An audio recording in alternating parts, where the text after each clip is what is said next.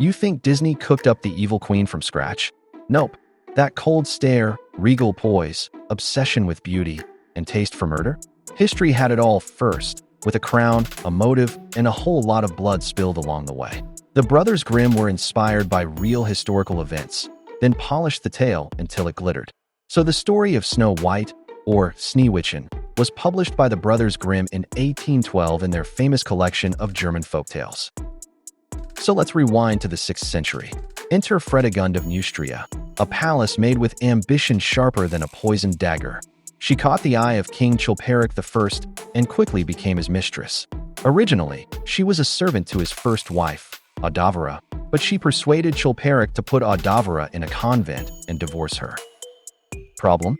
Chilperic was married again, to Galswintha, a Visigothic princess and sister to Brunhilda, wife of Chilperic's half-brother, King Sigibert I. According to some medieval accounts, Galswintha caught her husband in bed with Fredegund. She was humiliated, furious, especially because she came from Spanish royalty, brought a massive dowry, and was promised respect and fidelity. But instead, she got betrayal on a silk pillow. What she got? Strangled with her own necklace. Fredegund married Chilperic right after. Real subtle. But wait, the drama was just beginning. The feud that followed between Fredegund and Galswintha's sister, Brunhilda, was nothing short of legendary. She was married to Chilperic's brother, and now she had a royal bone to pick.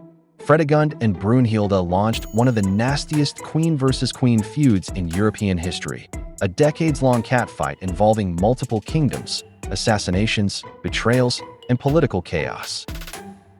Fredegund wasn't just petty. She was lethal. She arranged murders like brunch appointments.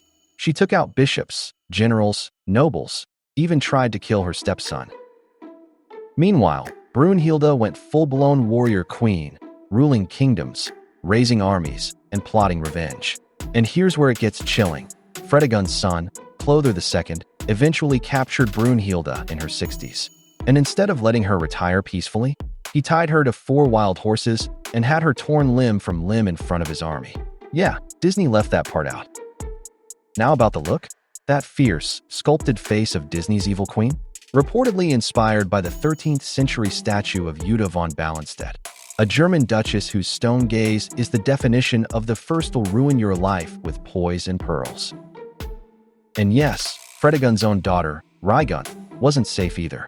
Jealous of Raigunth's youth and claim to beauty, Fredegund once took her to the treasure room and showed her the king's jewels in a large chest and tried to slam a treasure chest lid on her daughter's neck in a twisted show of maternal love. The girl only survived because servants intervened. So if that's not giving evil queen energy, what is? But Raguntha's misery didn't end there. When she was shipped off to Spain to marry a Visigothic prince, her entourage was stacked with royal bling, so much that nobles complained the treasury was bleeding. On the road, her staff robbed and ditched her one by one. By the time she reached Toulouse, she barely had a servant or jewel left. And back then, no dowry equals no deal. So Ragunth, once paraded as a glittering princess-to-be, was now just stranded in a foreign land, humiliated, penniless, and eventually forgotten. When word got back to Fredegund, did Mama rush to save her? Please. Once Ragunth failed to deliver royal leverage abroad, she was no longer useful in her mother's deadly Game of Thrones.